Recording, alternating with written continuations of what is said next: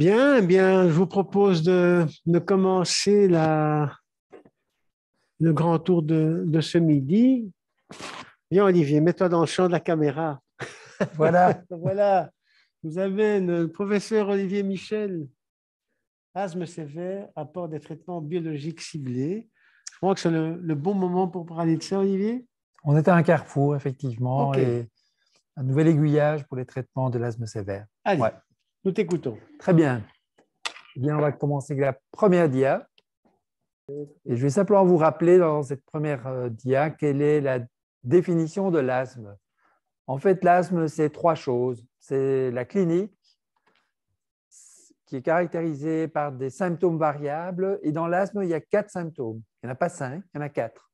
La toux, la dyspnée, l'oppression thoracique, le chest tightness, et le wheezing. Alors, ces symptômes sont parfois présents de façon concomitante, mais parfois, certains des symptômes peuvent être isolés. Par exemple, de la toux variable seule peut correspondre à un tableau clinique d'asthme.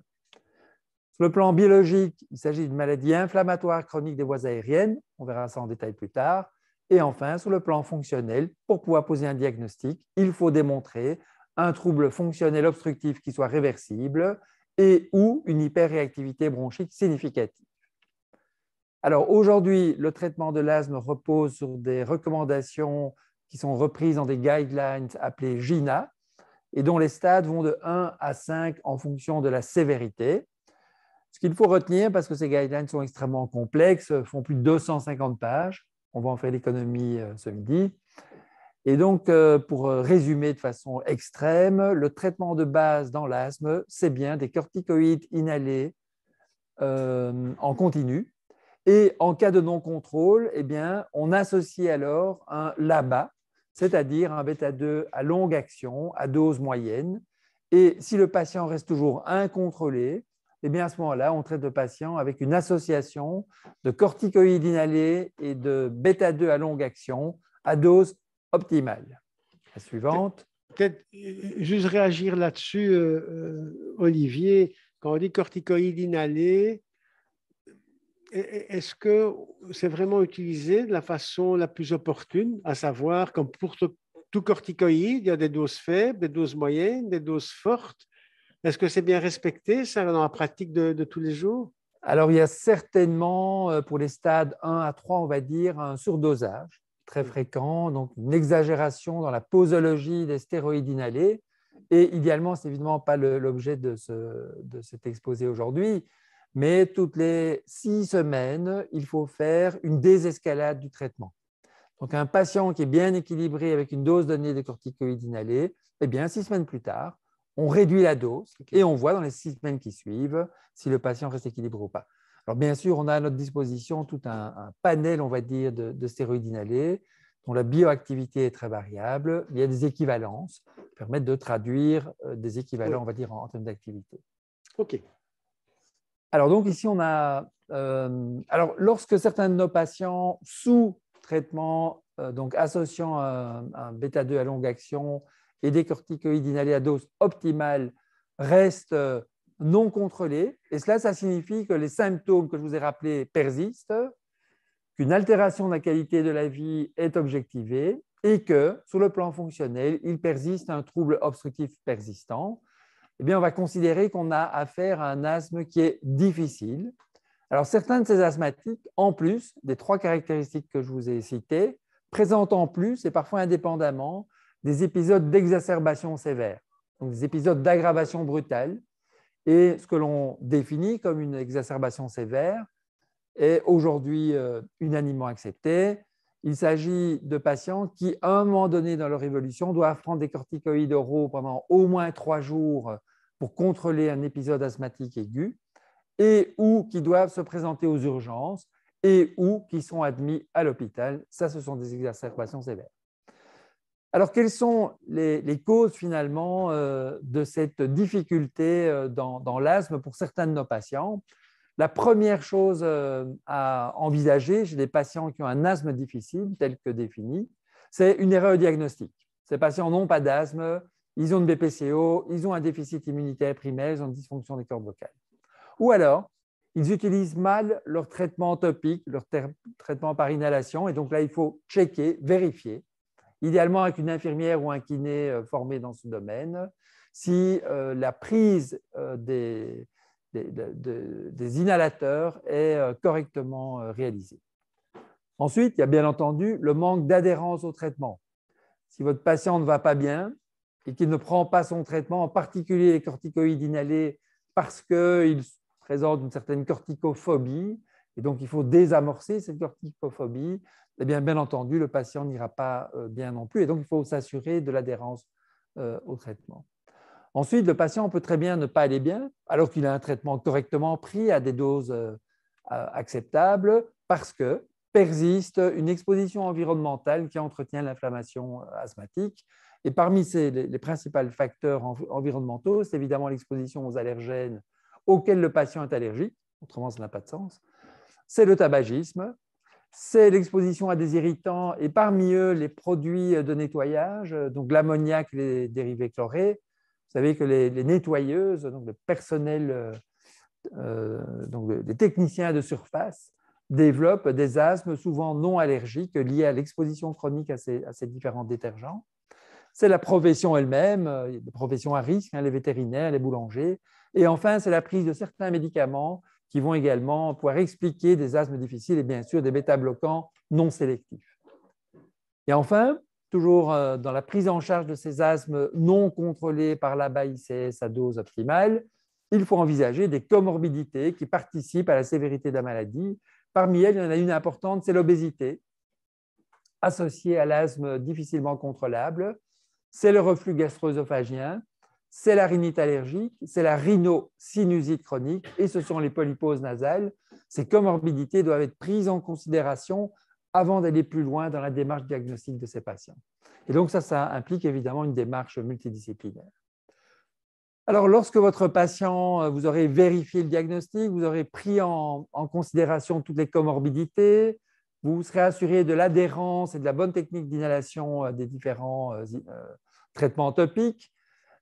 Si votre patient, dans ces conditions, continue à avoir des symptômes persistants, avoir une altération de la qualité de vie ou un trouble fonctionnel obstructif persistant, et pour certains d'entre eux, des épisodes d'exacerbation sévère, alors seulement vous pouvez considérer que ces patients présentent un asthme défini comme sévère.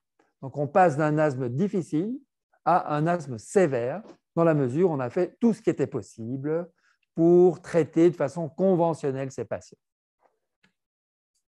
Alors, ça représente combien de patients? Ça, c'est dans GINA 2020. Sur 100 patients, vous avez environ 24% de patients qui sont au niveau 4-5 de traitement, donc qui requièrent de l'ABA-ICS à dose optimale. En Belgique, ça représenterait sans doute de l'ordre d'un petit 200 000 patients. Et puis, parmi eux, il y a une proportion, environ une grosse moitié, qui présente un asthme difficile, c'est-à-dire qu'il reste symptomatique alors que le traitement semble correctement administré. Et seulement, parmi tous ces patients, en petit 4% peuvent être finalement définis comme asthme sévère. Je vous rappelle, ça signifie des patients asthmatiques qui requièrent un traitement optimal au niveau topique et chez qui vous avez vérifié le diagnostic, vous avez vérifié l'adhérence au traitement, la technique d'inhalation et les comorbidités. Et seulement environ 3% des patients, finalement, se retrouvent dans cette catégorie d'asthme sévère. Pour la Belgique, ça va représenter environ 25 000 patients. Je vous rappelle qu'à la louche, il y a 20 000 médecins généralistes, plus ou moins. Donc, ça signifie qu'en gros, en moyenne, un médecin généraliste a un patient asthmatique sévère dans sa patientèle. Et évidemment, il ne doit pas le rater. Okay. C'est des choses… Mais d'un autre côté, si on veut gérer ces patients-là uniquement dans les hôpitaux universitaires, il y a 7 hôpitaux universitaires, ça ferait 4 000 patients par hôpital universitaire. Manifestement, c'est trop. Donc, on ne peut pas se contenter de structures de pointe pour la gestion de ces patients. Entre la médecine générale, donc la médecine finalement de proximité et la médecine de référence, on va dire universitaire ou académique. Il y a des pneumologues. Il y a des pneumologues, c'est ce que j'allais dire. Il y a ce qu'on appelle la médecine spécialisée. Et autant, je suis absolument convaincu que l'asthme pour 600 000 des patients, c'est une maladie de médecine générale avec peut-être un bilan initial qui doit être fait par un pneumologue ou un allergologue.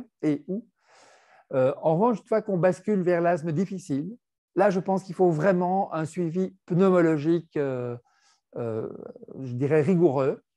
Et le cas échéant, dans les asthmes sévères, je ne pense pas que pour ces 25 000 patients ou 30 000 patients en Belgique, il faille absolument l'avis d'un hôpital académique. Des pneumologues formés dans ce domaine, avec une compétence en immunoallergologie, vous verrez pourquoi après, doivent être capables de prendre de façon optimale en charge ces patients. Mais le message ici est même de dire que 2/3 des patients asthmatiques les plus légers sont de la médecine générale. Donc, on va passer à comment ceci finalement résume la situation. Donc, vous avez compris, l'asthme difficile qui ne va pas bien sous traitement conventionnel et chez qui, en bleu, vous allez vérifier l'adhérence des comorbidités et seulement à ce moment-là, vous allez pouvoir conclure que le patient a un asthme sévère.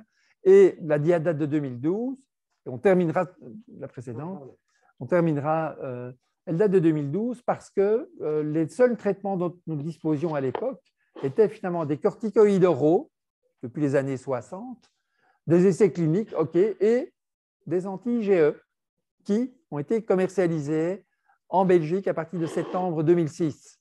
Donc, ça fait tout de même longtemps. C'est l'omalizumab, l'oxolaire. Donc, nous avions à notre disposition comme traitement complémentaire ces options-là. Et donc, vous voyez que les corticoïdes oraux restaient encore même assez souvent utilisés à l'époque. Alors, on va avancer.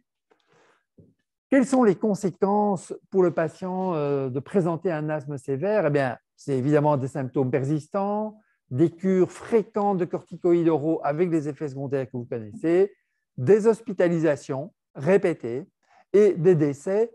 Alors, je vais vous donner un chiffre. Pour la Belgique, on a 200 à 300 morts par asthme chaque année. D'accord? Alors, c'est l'équivalent d'un avion qui s'écrase. Bon, mais je vous rappelle tout de même, c'est une remarque que je fais souvent aux étudiants, en Belgique, il y a 120 000 morts par an. La mortalité totale dans notre pays, c'est environ 120 000. Donc, sur ces 120 000, il y a 200 à 300 morts par asthme. La BPCO fait 7 000 ou 8 000 morts. Bon, on est dans autre chose. Enfin, il n'y a quand même pas un avion qui s'écrase chaque année non plus. Non. Alors, ce qui est dramatique, alors, la plupart de ces décès surviennent chez les asthmatiques âgés, donc de plus de 65 ans, mais il y en a encore chez des jeunes de moins de 40 ans. Évidemment, quand on a un asthmatique de moins de 40 ans qui décède dans un pays comme le nôtre, je pense qu'on peut vraiment conclure que c'est inacceptable et que ce sont des décès qui ne doivent plus arriver. On va passer à la dia suivante parce que ça, c'est l'hospitalisation. Évidemment, l'hospitalisation, ça coûte cher. Ce n'est pas agréable pour le patient. Et ce sont des données, je n'en ai pas trouvé de plus récentes, pour la Belgique. Donc, c'est publié dans un consensus européen. Et regardez, la Belgique, on est en rouge. Voilà. Et donc, on a plus de 70 hospitalisations pour 100 000 habitants. Ça fait, vous multipliez par 100, ça fait même 7 000 hospitalisations annuelles, plus de 7 000, peut-être 10 000. Bon, ce n'est pas rien. Et donc, nous ne sommes pas bien situés. On est assez proche des pays anglo-saxons, que vous voyez. Voilà. Donc, lourd tribut en termes de morbidité et de coût pour la société que l'asthme. On va passer à la suivante. Donc, c'est vraiment un problème de santé publique, même si la mortalité est relativement limitée. Alors, dans ces asthmes sévères, il existe plusieurs phénotypes. Donc, phénotype, ça veut dire des tableaux cliniques très différents. Vous avez des asthmatiques sévères dont le début est précoce, remonte à l'enfance, et d'autres qui démarrent leur maladie tard dans la vie. Vous avez des asthmatiques sévères allergiques ou non allergiques. Obèses, pas obèses. Exacerbateurs, donc qui tous les mois ou tous les 2 mois se retrouvent avec des corticoïdes, voire aux admissions. Et d'autres pas. D'autres ont vraiment un asthme sévère, ils ne vont vraiment pas bien, mais ils ne font pas d'épisode aigu. Petite parenthèse que ça n'apparaîtra pas après, et qu'on est en plein dans ce contexte-là, la première cause d'exacerbation sévère dans l'asthme, ce sont les viroses. Pas les bactéries. 90% des exacerbations sévères, ce sont des virus. Semble-t-il pas tellement le Covid, qui lui donne d'autres problèmes pulmonaires, mais le bête rhinovirus, le rhume, peut provoquer une exacerbation sévère. les déficits obstructifs persistants et enfin la résistance aux corticostéroïdes, qui est évidemment aussi un tableau. Tous ces patients peuvent évidemment avoir des overlaps entre ces différents tableaux qui sont aujourd'hui reconnus. Et puis à côté des phénotypes, eh bien, il y a ce qui se passe au niveau biologique, qu'on appelle les endotypes. Et là, dans l'asthme, en gros, ce sont quasiment pour tous les patients des réactions inflammatoires de type 2. On le verra tout de suite sur une dia un peu plus complexe. Et là, vous avez deux grands groupes. Ceux qui ont une réaction inflammatoire forte, type 2, et ceux qui ont une réaction inflammatoire légère. Et parmi ceux qui ont une réaction de type 2 intense, il y a ceux qui sont allergiques à un allergène de l'air, n'importe lequel, voire alimentaire d'ailleurs, et ceux qui ne sont, le cas échéant, pas allergiques, mais qui sont caractérisés par une éosinophilie relativement intense. Alors, pour pouvoir distinguer qu'on dispose de marqueurs utilisables en clinique, les IgE spécifiques, ça vous connaissez, le taux d'éosinophiles, les neutrophiles circulants ou locaux, bronchiques, et enfin un test qui est même de plus en plus utilisé, non remboursé aujourd'hui, qui est donc le dosage de la concentration en oxyde d'azote dans l'air expiré, le FeNO, comme vous voulez, qui est également un marqueur de ces réactions inflammatoires de type 2. Et donc, en fonction de cela, on peut juste terminer la précédente, vous pourrez observer qu'environ 50% des asthmes légers à modérés sont caractérisés par une réaction inflammatoire de type 2. Alors que parmi les asthmatiques sévères, c'est peut-être une notion qu'on n'a pas tout à fait en tête, on a, semble-t-il, largement plus de 50%, certains disent 80-90% des asthmatiques sévères sont caractérisés par une réaction inflammatoire de type 2. Alors, si on va regarder le détail, bon, c'est évidemment toujours impressionnant. Donc là, c'est deux papiers, l'un qui est publié dans le New England cette année-ci et l'autre dans le Journal of Allergy and Clinical Immunology la même année. Et donc, j'ai un peu comparé ces deux figures qui résument finalement la réaction inflammatoire chez nos asthmatiques. Et en fait, l'idée, c'est d'éviter d'être dogmatique parce que ces deux figures, il y a des différences.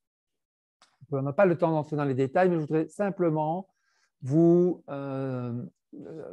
pointer un ou deux aspects. On va prendre celle qui était publiée par Guy Brusseleux, qui est un Belge, Cocorico, dans le New England Journal of Medicine tout récemment. Et donc, vous avez en gros en orange là la réaction de type 2 aiguë, sévère. Et là, il y a deux sous-groupes. Il y a ceux pour lesquels l'exposition à des allergènes est important et ceux pour lesquels ce sont plutôt une exposition à des polluants, des virus, des bactéries, où les allergènes jouent moins de rôle.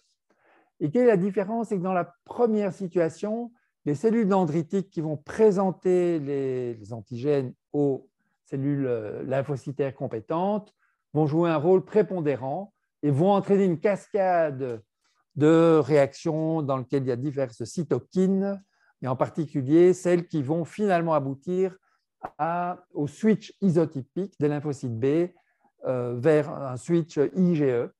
Et donc, cette réaction va finalement aboutir à la production d'IgE.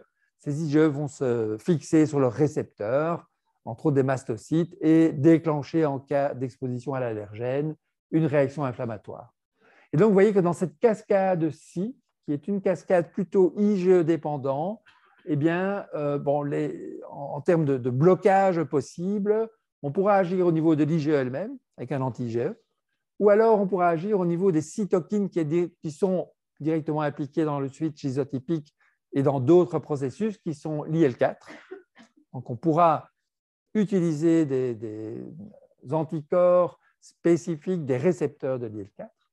Et enfin, puisque le processus se termine dans cette réaction inflammatoire par l'implication et l'activation des éosinophiles, on pourra évidemment faire appel, le cas échéant, à des anti-IL5, soit anti-cytokines, soit anti-récepteurs de l'IL5.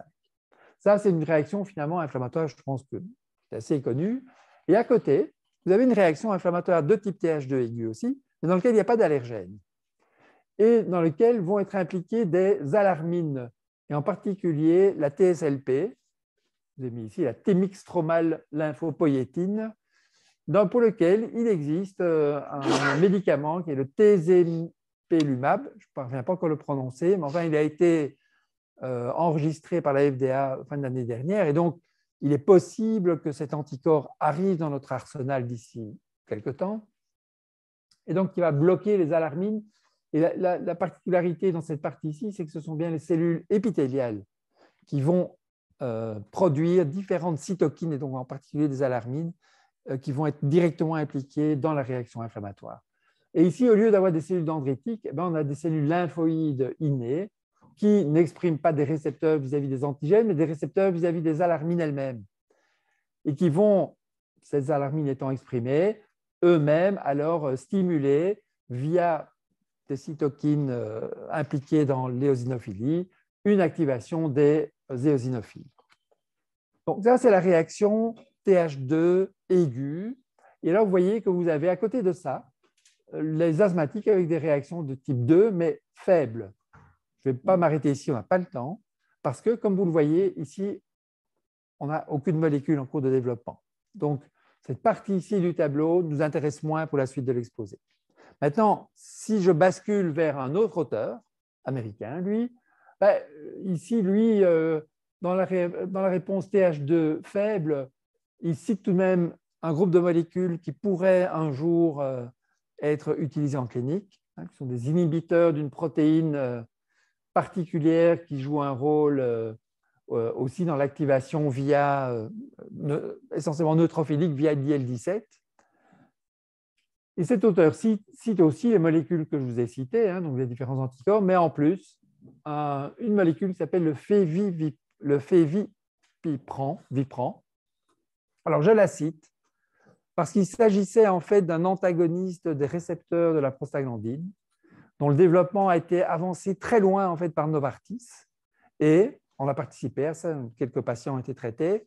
Donc, dans l'asthme sévère, en particulier donc TH2 dépendant, enfin, ou plus exactement type 2 dépendant, et comme ça, vous pouvez oublier cette notion-là, le développement a été stoppé à l'issue d'une phase 3 clé, pivot, dont les résultats étaient décevants. Donc, vous voyez que toutes ces molécules, toutes ces options n'aboutissent pas finalement obligatoirement à la commercialisation. On va avancer. Donc, ça, c'est la dia la plus compliquée. Et donc, on peut essayer de résumer ça. Donc, une réaction de type 2 inflammatoire, elle est caractérisée entre autres par de l'IL4, de l'IL5, de l'IL13. Et l'IL4 a comme fonction principale le switch isotypique. L'IL5, l'activation et la prolifération éosinophilique. Et l'IL13 a une action au niveau de la production du NO et également au niveau d'une capacité à contracter les fibres musculaires. Et également dans le type 2, bien entendu, c'est un des produits, on va dire, secondaires, c'est l'expression d'IgE spécifique aux allergènes. Eh bien, cette réaction de type 2 est généralement corticosensible, mais pas toujours. Une petite partie des patients sont cortico-résistants. On va voir la suite. Et donc, comment maintenant, chez ces patients asthmatiques sévères qui ont essentiellement une réponse TH2, ça va, je suis dans les temps, qui ont principalement une réponse de type 2, inflammatoire aiguë, comment développer des nouvelles thérapies pour essayer d'améliorer la situation de ces patients qui sont parfois cortico-résistants. Alors, on a une série de molécules qui sont issues de ces mécanismes et de cette recherche fondamentale et qui sont aujourd'hui approuvées par la FDA et l'EMA. C'est les anti-IgE, ça vous connaissez, c'est l'Oxolair, qui est donc l'omalizumab. C'est plusieurs anti-IL5, dont le mepolizumab, qui est un anticorps anti-cytokine, donc anti-IL5 lui-même, commercialisé sous le nom de Nucala. Il y a un anticorps qui est un anti-récepteur de l'IL5, qui est le benralizumab, Fasenra. Et puis un anti-IL4 qui est déjà utilisé dans plusieurs pays dans le monde comme anti-asthmatique très intéressant dans l'asthme sévère, pas encore chez nous, pour des raisons de négociation en termes de remboursement. On va dire ça comme ça. Oui, ça on a l'habitude. Tu mets anti-L4 récepteur dans dupilumab, il y a du pour double. Il est quand même un petit peu aussi anti-L13 récepteur. Ouais. Alors, pour une raison, comme il bloque, c'est très simple. Le récepteur, l'IL4 récepteur, est également le récepteur de l'IL-13. Voilà. On bloque le récepteur de l'IL-4, donc on bloque l'IL-4, mais on bloque aussi l'IL-13. Il y a une homologie quasiment totale entre les deux. Et le dupilumab, vous le savez en tout cas, est aujourd'hui remboursé dans des formes de dermatite atopique, d'eczéma, des dermatites atopiques très sévères dans des conditions évidemment très très strictes. Et ça marche bien. Et ça marche bien. Oui, on a quelques patients. Alors, si on reprend maintenant, on va évidemment se focaliser sur les molécules qui sont disponibles chez nous et qui sont aujourd'hui utilisables en clinique, donc remboursées. Vous verrez à la fin le coût de ces molécules. Et donc, si on regarde le Fasenra, elles sont dans l'ordre alphabétique en fait, et on va regarder quelle est finalement leur action biologique. Le Fasenra, je vous ai dit, c'est le benralizumab, c'est un anticorps anti-récepteur de l'IL-5, et on va regarder différents marqueurs biologiques que j'avais repris au début de l'exposé, les IgE totales, le NO expiré, qu'on mesure en particulier ici à delta, l'éosinophilie sanguine et l'éosinophilie des voies aériennes, qui est parfois plus compliqué à investiguer. Si on regarde un anti-IL-5, c'est évident, on va simplement bloquer les éosinos. On n'aura pas d'effet sur les IgE et sur le NO. Le Dupixent, ça c'est intéressant parce que lui, il agit tout de même à la fois sur le NO, qui est un marqueur très intéressant en termes de risque de sévérité et prédicteur d'exacerbation. Et il agit également, semble-t-il, modérément, enfin significativement sur le taux d'IgE. Il n'agit pas, ce qui est logique, sur les éosines. Le mépolizumab, c'est un anti-cytokine, anti-IL-5. Lui, il va agir sur les éosinophilies sanguines. Vous voyez qu'on a mis 2 petites flèches plutôt que 3 pour le Fasenra, parce qu'il agit, mais un tout petit peu moins que le Fasenra. Donc, vous aurez encore un peu d'éosinophiles, quelques dizaines comme ça, par rapport à, par définition, plus de 300 au départ. Oui, peut-être juste, enfin, tu reviendras peut-être sur les doses, Olivier. Tout dépend de la dose que l'on met. Si vous mettez du mépolizumab chez quelqu'un qui a un syndrome hyper-éosinophilique, c'est 750 mg par mois, alors que dans l'asthme, c'est 100 mg. Ouais, 100 mg donc les doses dans l'asthme même sévère sont des doses qui sont quand même fortement réduites par rapport à ce qu'on peut administrer dans des maladies à éosinophiles qui sont quand même beaucoup plus importantes, comme le syndrome hyper-éosinophilique ou le Church-Strauss, par exemple, où les 100 mg ne suffisent pas, y compris d'ailleurs pour éviter les récidives dans cette maladie-là. Donc, on peut aussi moduler la dose et donc dans l'équivalence entre le Fasenra et le Nucala, il y a peut-être aussi une question de dose qui peut jouer. C'est tout un séminaire, évidemment, qu'on pourrait faire autour de ça, parce que c'est vraiment passionnant. Il y a un facteur individuel. Donc, vous aurez des très, très bons répondeurs au Nucala, avec 0, et puis d'autres qui seront un peu moins. Et ce qu'on voit aussi en pratique, c'est que vous avez des patients qui, sous anti-IL-5, donc anticytokine, donc le Nucala, à un moment donné, échappent, en fait. Et on voit leurs éosinos qui se remettent à remonter. Et chez qui on les récupère alors en switchant pour un anti-récepteur, donc pour le Fasenra. On a 2-3 patients dans cette situation. On va continuer. Donc, l'omalizumab anti-IgE, pas d'action sur les éosinos, ou très peu. Et par contre, ça, c'est intéressant parce que anti-IgE, on devrait se dire, IgE total égale 0 alors. C'est vrai, vous avez 1000 d'IgE circulants, je donne un anticorps anti-IgE, je redose, je devrais être à 0. Pourtant, on n'a pas et on a même, ici on dit légèrement diminué, mais en début de traitement, on a plutôt une légère augmentation des IgE totales. Alors ça, je vous rappelle simplement que le dosage des IgE totales, le laboratoire va doser les IgE libres et les IgE couplés à son anticorps en même temps. Et donc, le dosage qu'on va vous donner, ce sera la somme des deux.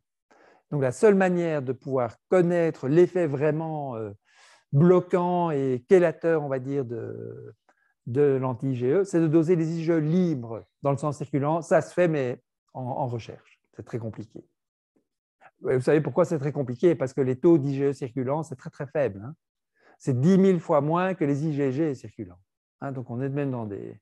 Et là, quand on veut regarder s'il reste des IgE circulants chez quelqu'un qui a un anti-IgE, donc on va se retrouver encore 1000 fois plus faible. On va se retrouver en gros à 1 million de fois la concentration d'IgG. Enfin, plus faible. Il faut vraiment des bons labos. Ici, le restizumab, je n'en parlerai pas beaucoup parce que c'est un anti-IL-5 qui est utilisé par voie intraveineuse, ce qui évidemment est beaucoup plus compliqué pour nos patients par rapport aux autres anti-IL-5. Je vous en dirai un mot après. Et on termine, juste pour les marqueurs, parce que j'ai de même repris, c'est le tezepelumab, parce qu'à titre personnel, je pense qu'il y a de grandes chances que ce médicament arrive chez nous. Et lui, vous voyez, donc il agit, vous vous rappelez, hein, sur une alarmine, la TSLP, et lui a une action un peu sur tout. Et donc, il pourrait être vraiment un traitement très prometteur dans la vie. On va prendre la suivante. Alors là, on va regarder, mais on n'aura pas le temps de regarder les détails, les molécules qui sont aujourd'hui disponibles en Belgique, et on va surtout se focaliser sur le mode d'administration et sur l'efficacité. Donc, le benralizumab, c'est le Fasenra. Il se donne par voie sous-cutanée, donc c'est pratique, tous les mois au début et puis rapidement tous les 2 mois. Donc, c'est assez confortable. L'indication, je l'ai dit, c'est l'asthme éosinophilique. Il est enregistré à partir de 12 ans. Et ses effets sont de réduire les exacerbations. Ça, vous verrez, toutes les biothérapies diminuent les exacerbations sévères chez ces patients. Mais ici, contrairement, on ne voit pas ça dans toutes les... On a un effet cortico-épargnant chez les patients OG, ça veut dire oral glucocorticoïde, chez les patients qui sont corticodépendants. Et donc là, on a un effet de cortico-épargne chez les patients chroniquement sous corticoïdes oraux. Les effets secondaires sont plutôt théoriques, c'est le risque d'infection parasitaire, des réactions d'hypersensibilité, et oui, ils seront diminués de façon trop brutale, les effets liés à un arrêt trop brutal des corticoïdes oraux. La suivante, le mépolizumab. Anti-IL-5, c'est un profil très similaire avec une efficacité qui est similaire à celle du Fasenra que je viens de vous citer, des effets secondaires aussi assez proches. Peut-être la différence, c'est qu'il s'administre toutes les 4 semaines et pas toutes les 8 semaines, donc un peu plus inconfortable. Mais par contre, il est enregistré à partir de 6 ans. On va faire la suivante. L'oxolaire, ça c'est la plus vieille biothérapie dans l'asthme, anti-IgE. Il s'administre toutes les 2 à 4 semaines, donc ce n'est pas très confortable. Et donc il s'adresse à l'asthme allergique. Et alors ici, la grande différence, c'est que vous voyez qu'on réduit les exacerbations, on améliore un petit peu la fonction pulmonaire, mais on n'a pas de données sur un effet cortico-épargnant chez les patients corticodépendants. Et donc, chez ces patients-là, on considère que l'oxolaire n'est pas une indication. On verra ça après. Pour terminer, le dupilumab, qui va être commercialisé, donc qui est un antirécepteur IL-4, et qui, lui, s'administre également donc, toutes les 2 à 4 semaines, et puis qui va s'intéresser essentiellement aux asthmes à la fois éosinophiliques et, on va dire, type 2 de dépendants. On verra aussi un petit peu après. Dans ce groupe de patients, l'efficacité est similaire à celle des anti-IL-5, donc réduction des exacerbations et effet cortico-épargnant chez les patients dépendants des corticoïdes. La suite. Alors, maintenant, le problème, c'est qu'on a tout ça à notre disposition. C'est toujours ça. Lequel choisir pour qui dans ces asthmes sévères, évidemment. Et donc, voilà un petit peu ça vient de nouveau du même article, je l'ai traduit en français. Et j'ai mis en rouge, finalement, ce qui semble les facteurs qui vont déterminer le plus le choix de l'un ou de l'autre. On a 3 groupes. Et encore, je suis optimiste parce que les anti-IL-4, je vous ai dit pour l'instant, vous pouvez l'acheter, hein, mais le patient, ça va lui coûter cher. On n'a pas le remboursement. Mais donc, en gros, pour l'instant, on choisit anti-IL-5, récepteur ou pas, et anti-IgE. Et donc, quelle est la grande différence? Les anti-IgE, ce seront des asthmes sévères, allergiques à un allergène pérenne. Et en revanche, les anti-IL-5 seront caractérisés par un asthme sévère à éosinophile. Mais vous avez tout de suite compris qu'il y a un overlap, hein. Il y aura des patients qui seront à la fois éosinophiliques et à la fois allergiques. Comment les choisir? Alors, Pour l'instant, on n'a pas vraiment de réponse. On essaiera d'aller plus loin. Peut-être, Olivier, bon, tu arriveras un petit peu plus loin par rapport aux critères. Quand on voit les critères qui définissent l'asthme eosinophilique, bon, la limite pour les eosinophiles n'est pas extraordinaire. Hein. Ce n'est pas un très haut taux d'eosinophiles. Mais donc, on pourrait peut-être raffiner ça. Parce que, bon, on a quand même assez régulièrement des asthmes sévères eosinophiliques qui ont 500, 600, 700, 800, 1000 eosinophiles. Et donc là, il me semble que la décision est quand même plus simple. Dans ces cas-là, ça effectivement pose ce pas qu'on question. va voir quoi. dans un arbre décisionnel proposé par Bruxelles. Effectivement, pour les hauts taux d'éosinophiles, on va partir vers un anti-éosinophile. Mais si on est à... Alors, tout ça, vous voyez que si on vous dit plus de 150 ou 300, en fonction des pays, le remboursement est donné en fonction de ces niveaux. Il y a toute une littérature là-dessus. En Belgique, c'est 300. Donc, inutile d'envisager un anti-éosinophile si vous n'avez pas 300 éosinophiles circulant à au moins 2 reprises. Alors, voilà, je pense que ce qu'on peut encore ajouter, c'est que les anti-L5 sont plutôt adultes. L'intérêt des anti-IgE, c'est de pouvoir les donner chez l'enfant. Et pour le reste, en fait, l'ensemble des autres paramètres que vous voyez là ne permettent pas d'apporter des arguments supplémentaires pour choisir l'un plutôt que l'autre. Alors voilà, ça c'est l'arbre décisionnel général. On part de l'asthme difficile, comme on l'a fait pour cet exposé. On définit ensuite nos asthmatiques sévères, après avoir fait tout ce qu'il faut. Et parmi les asthmatiques sévères, on va prendre 2 grands groupes. Ceux qui ont des exacerbations sévères, mais ne prennent pas des corticoïdes oraux tous les jours, et ceux qui sont sous corticoïdes oraux tous les jours. Et maintenant, on va regarder le détail. La suivante, voilà. Et ici, donc ça, c'est des patients. Qu'est-ce qu'on fait avec un patient asthmatique sévère qui ne prend pas des corticoïdes oraux tous les jours, mais qui a des exacerbations fréquentes et qui a des gros problèmes? Eh bien, on va regarder les éosinophiles. Soit il est très, très haut, plus de 1500. Bon, on va même s'assurer qu'il n'y ait pas d'autres maladies. 1500 d'office, il faut faire un... C'est la définition d'une hyperéosinophilie. Rappelez-vous, en dessous, c'est une éosinophilie. Et donc là, c'est très simple, c'est anti-IL5, récepteur ou pas. On ne parle pas d'autres.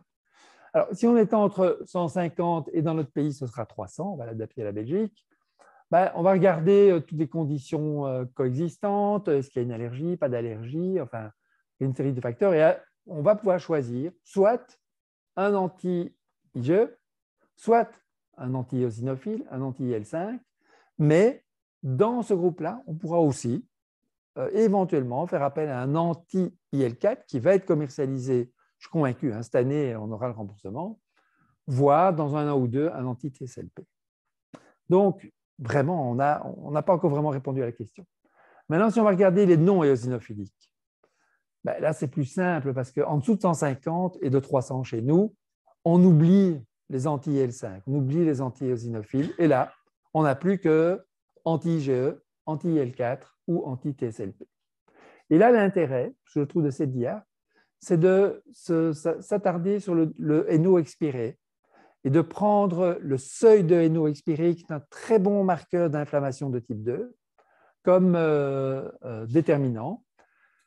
Et donc, si on a un patient qui a une faible inflammation, donc moins de 25 ppb, et qu'il est par ailleurs, qu'il a une allergie à un allergène de l'air, on va s'orienter vers un anti-IgE ou éventuellement un anti-TSLP. Enfin, c'est là où on va même trouver les indications d'anti-IgE.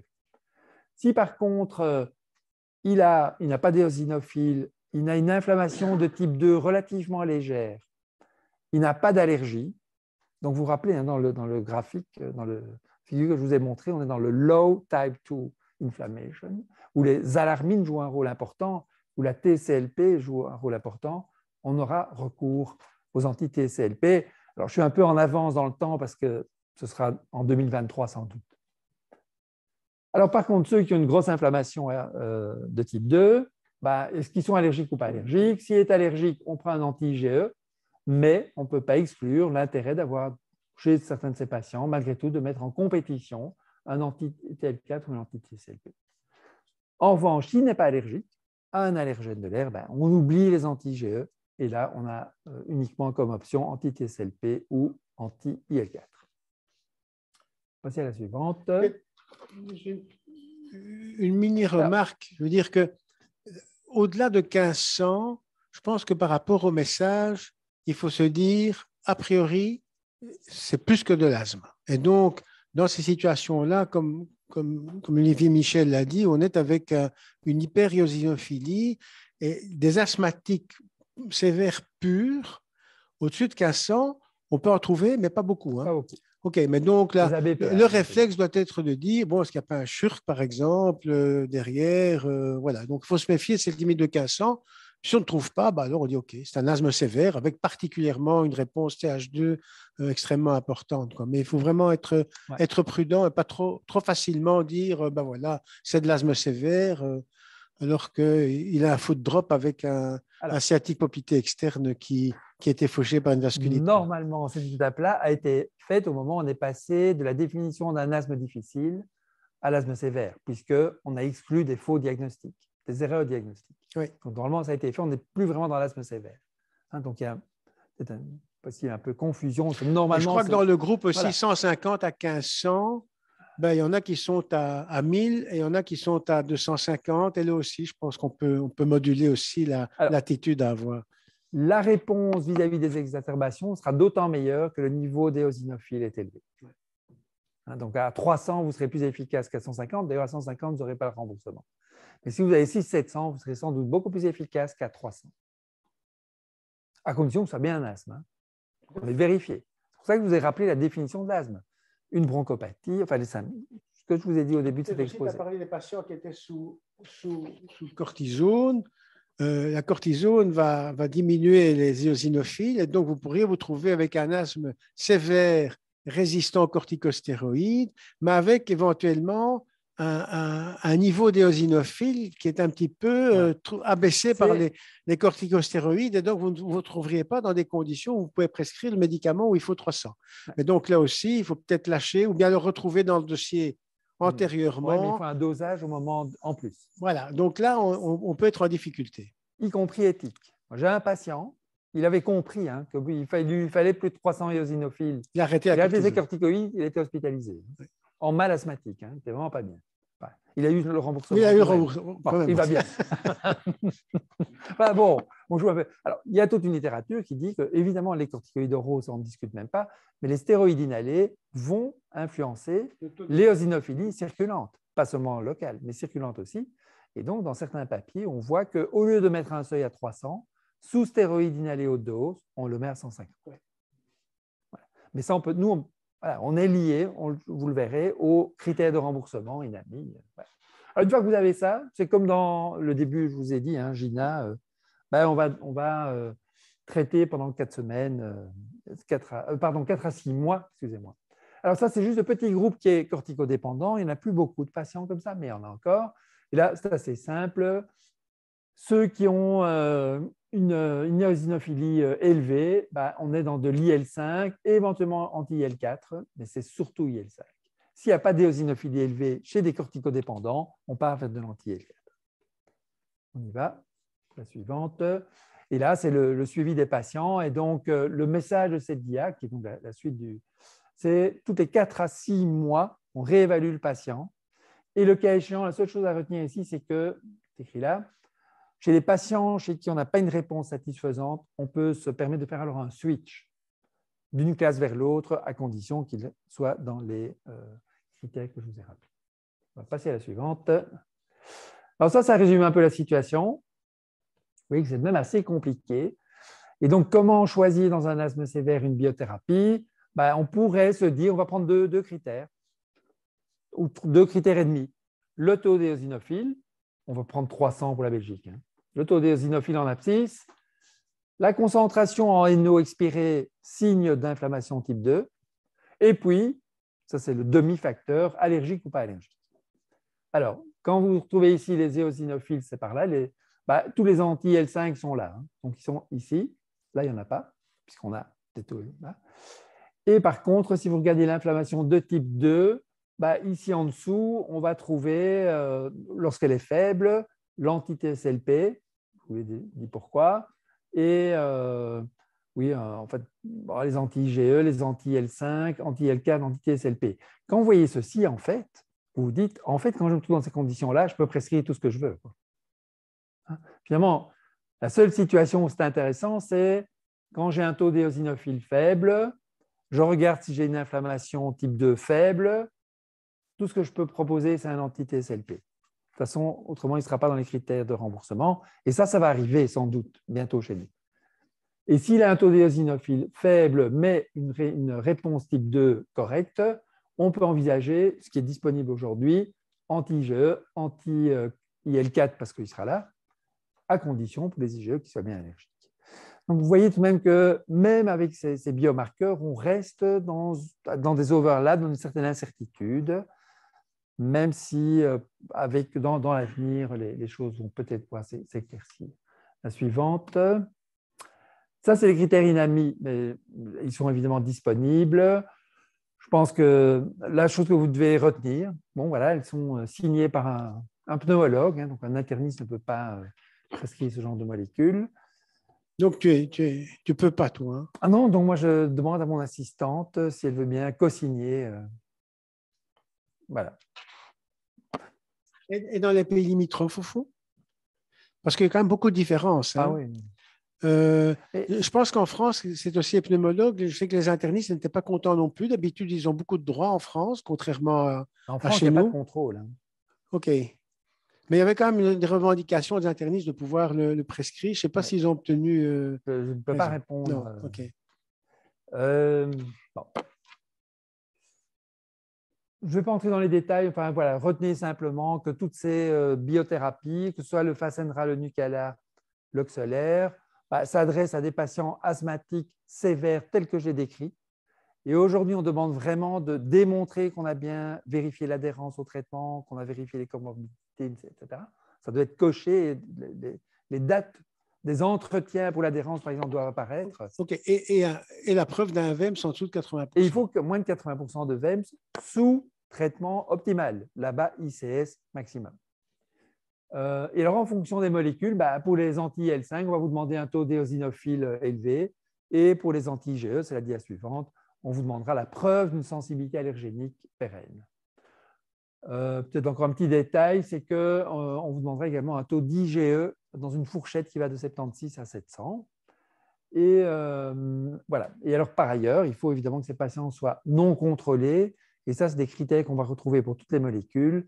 Ça veut dire que ces patients doivent avoir présenté au moins 2 exacerbations sévères au cours de l'année précédente.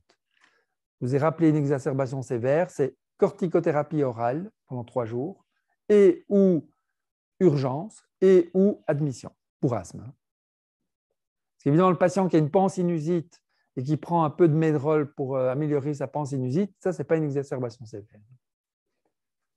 Donc, on ne va pas entrer dans les détails si on n'a pas le temps et que le temps passe. Et comme ça sera quelques minutes à la discussion. Le coût, ça, j'ai repris finalement le coût actuel. Alors, c'est parfois compliqué parce que les doses peuvent être variables en fonction du taux d'IgE et du poids, par exemple, pour le Xolair. Et donc, le meilleur marché chez quelqu'un qui est tout petit et qui a un taux d'IgE tout petit aussi, ça va être 4100. Mais quelqu'un qui est un peu plus gros et qui a un taux d'IgE à 700, on monte à 20 000. Le Nucala, ça c'est plus simple, c'est dose fixe. Donc, comme tu as dit que l'obésité est un facteur de comorbidité, c'est une raison complémentaire de maigrir. Complémentaire, que c'est. Ouais. Là, on est à 15 000. Le Fasenra est à 19 000. Je pense que je ne me suis pas trompé dans le calcul. Bon, en fait, en tout cas, pour la première année de traitement. Après, ça revient un peu moins cher parce qu'on le fait tous les 2 mois. Cette molécule-ci, c'est en usage hospitalier, c'est le Synquero. Moi, je n'ai jamais utilisé. Donc, c'est le Reslizumab, anti-L5 IV. À ma connaissance, le marché, vraiment, ce n'est pas grand-chose. Hein, bon. Et pour terminer, le Dupixent qui devrait arriver, ça, c'est le prix que j'ai extrapolé à partir du prix qui est aujourd'hui disponible dans la dermatite atopique et de la posologie qui sera recommandée chez l'asthmatique. Mais enfin, vous voyez qu'on sera de l'ordre de 10 à 15 000 euros annuels aussi.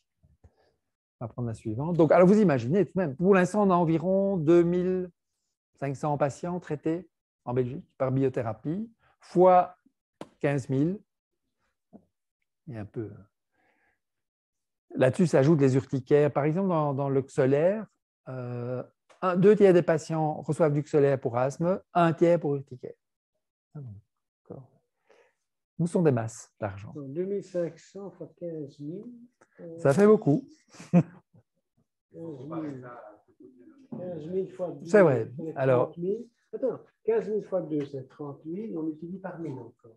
Donc, ça fait 30 millions. Oui, sûrement. Oh, c'est plus. En fait, c'est même plus que ça. Parce que 30 millions, je pense, c'est le budget du Xolair, mais bon.